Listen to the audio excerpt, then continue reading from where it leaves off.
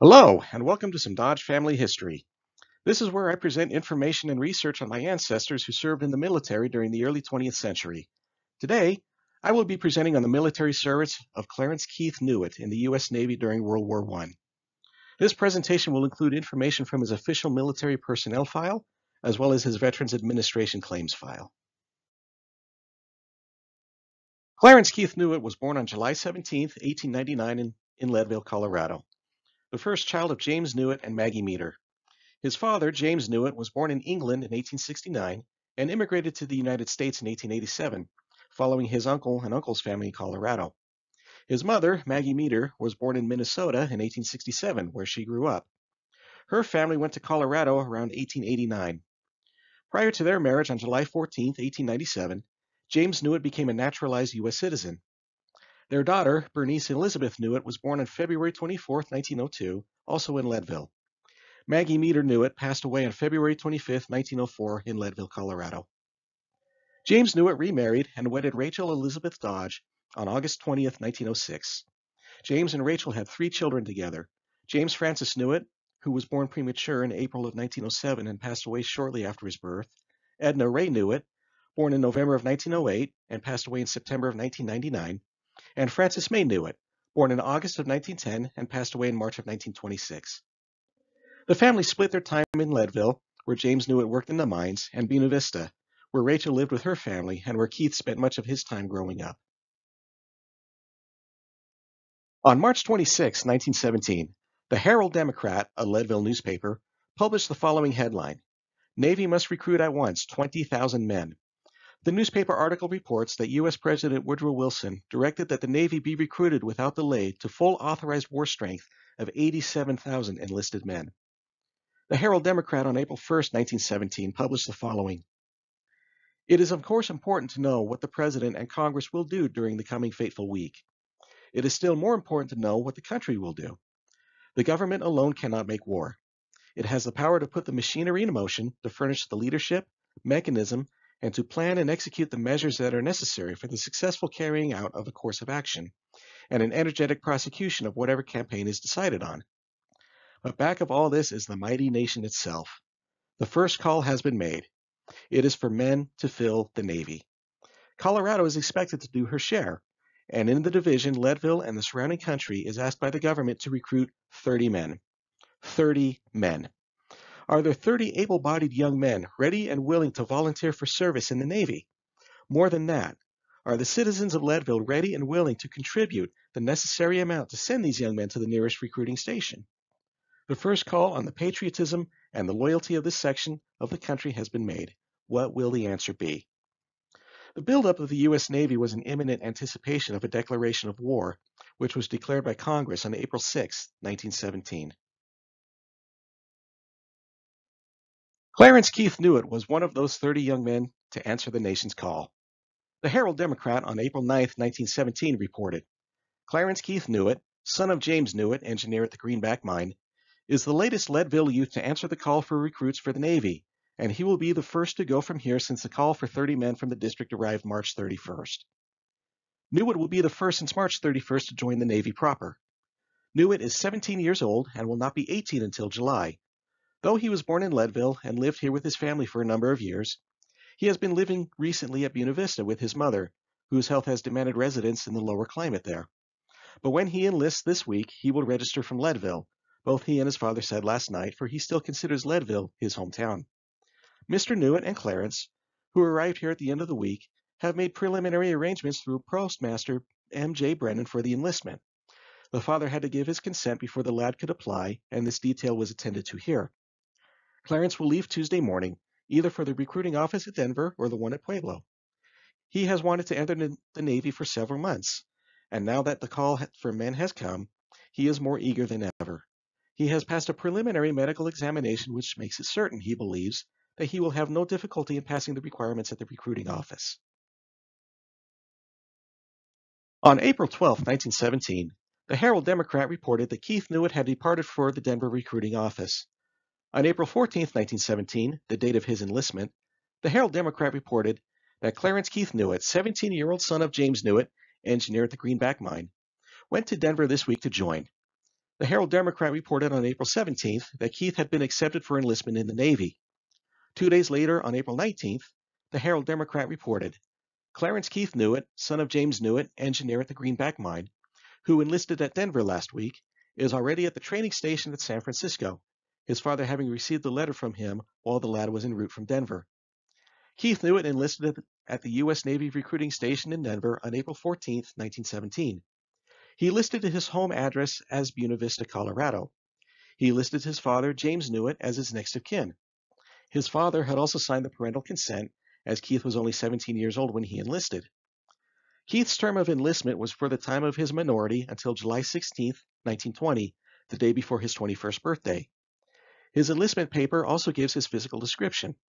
Keith was 5 feet 11 inches tall, 131 pounds, brown eyes, dark brown hair, and a ruddy complexion. At the time of his enlistment, his rank was apprentice seaman. I received a copy of Keith Newitt's official military personnel file from the National Archives in 2023. It is important to note that the National Personnel Records File of 1973 did not affect the official military personnel files of Navy or Marine enlisted personnel, which is why his official military personnel file still exists. Keith's military file contains his enlistment papers, including parental consent to enlist and extension of enlistment, transfer slips, records of service, records of examination and promotion, service record book containing all his personal, enlistment, and service information, as well as part of his application for adjusted compensation following his service in the Navy. However, no photograph of Keith was found in his military file. After his enlistment, Keith was sent to the U.S. Naval Training Station in San Francisco, California. On May 2, 1917, Keith was promoted from apprentice seaman to seaman second class and transferred to the Naval Training Camp at Mare Island, California, 30 miles northeast of San Francisco. Keith was in training at Mare Island until January 23, 1918, when he was transferred to the USS Great Northern. The Great Northern embarked from Puget Sound, Washington on January 21, 1918, stopped at Mare Island, and arrived at New York on February 9, 1918. He disembarked from the Great Northern on February 11, 1918, and was assigned to the receiving ship at New York. From there, he was assigned to the USS Baltimore on March 2, 1918. The USS Baltimore had been launched on October 6, 1888, and commissioned on January 7, 1890. The Baltimore had been upgraded several times by 1918, including refitting as a mine layer ship between 1913 and 1915. The Baltimore left New York on March 4, 1918, and arrived at Halifax, Nova Scotia 3 days later. The Baltimore then sailed for Greenock, Scotland, arriving there on April 13th. The Baltimore was involved in laying 900 mines in the North Channel in April and May of 1918. The Baltimore was later involved in additional mine-laying operations and placed 1,260 additional mines in the North Sea between the Orkney Islands and Norway from June to September. The Baltimore returned to the United States on September 28th, arriving in New York on October 14th. For his time aboard the Baltimore in Atlantic waters, Keith Newitt was authorized to wear one war service chevron. Following the armistice on November 11, 1918, Keith would be awarded the World War I Victory Medal with a mine layer clasp. Following the end of World War I, the Baltimore spent December 1918 and January 1919 in the Caribbean before returning to port at Portsmouth, New Hampshire on January 14, 1919.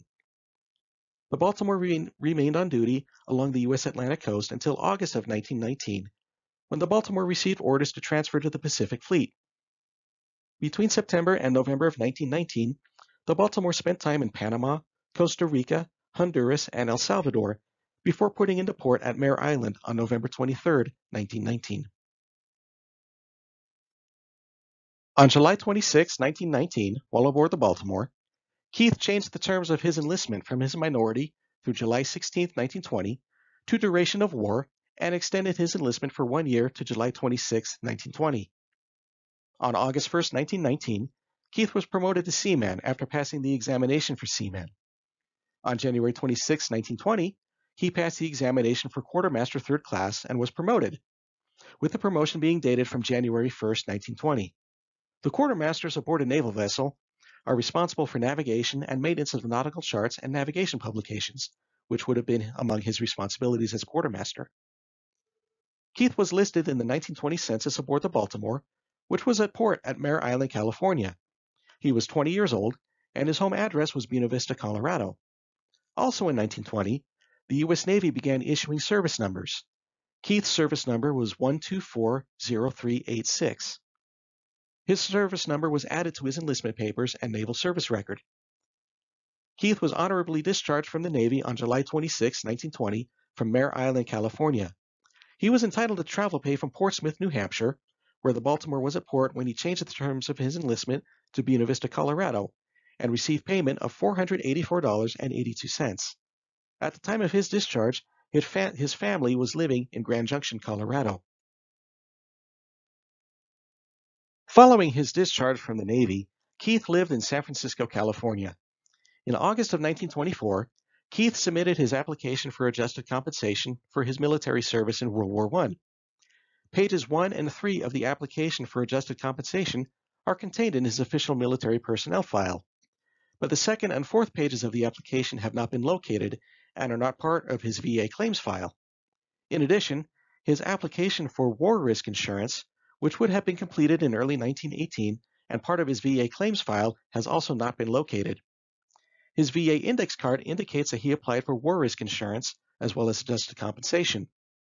It isn't known when he received payment of his adjusted compensation, as Keith was entitled to receive $625 in adjusted compensation, as the application for payment of adjusted compensation, which would have been completed in 1936, is also missing from his VA claims file. Keith registered for the World War II draft in February of 1942. It is important to note that because Keith was in the Navy during 1917 and 1918, there is no World War I draft card for him, as draft cards were meant to register those men between the ages of 18 and 45 who would have been eligible for military service. Even though Keith was 42 years old in early 1942 and had already served in the Navy, he would have been eligible to be drafted in World War II. One major difference between the World War I and World War II draft cards is that the World War II draft cards did not ask the registrant about previous military service, while the World War I draft cards did ask about previous military service. Had Keith been drafted, he would have served in both World Wars. However, he was not drafted, and he spent World War II living and working in San Francisco. Clarence Keith Newitt passed away on August 12, 1974, at Florence, Oregon.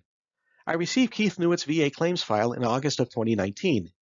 This was the only VA claims file that I received in less than 2 months from the time of submission of my request.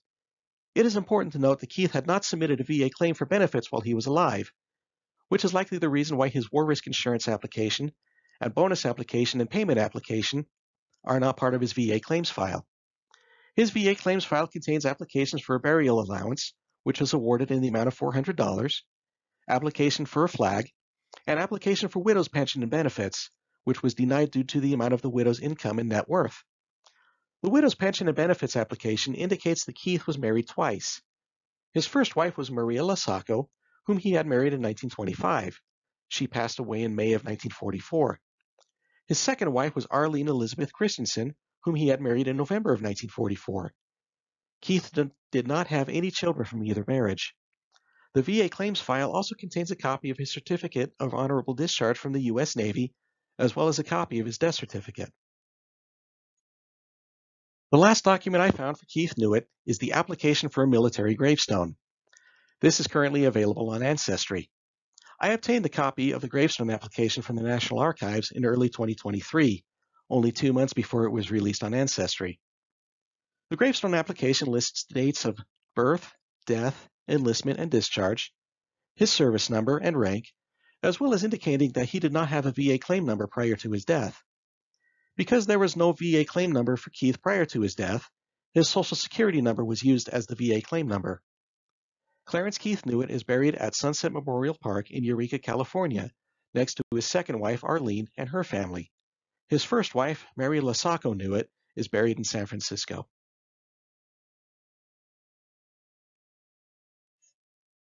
I hope you have enjoyed this presentation and found it informative. It is important to note that the National Personnel Records Fire of 1973 did not affect the official military personnel file of Navy or Marine enlisted personnel, which is why Keith Newitt's official military personnel file still exists.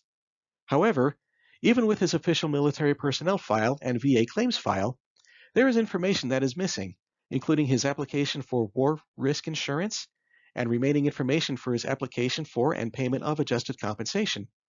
So, even while some questions remain, the Leadville newspapers do help answer why Keith Newitt enlisted in the Navy in the first place, which is one question I have always hoped to answer. Thank you.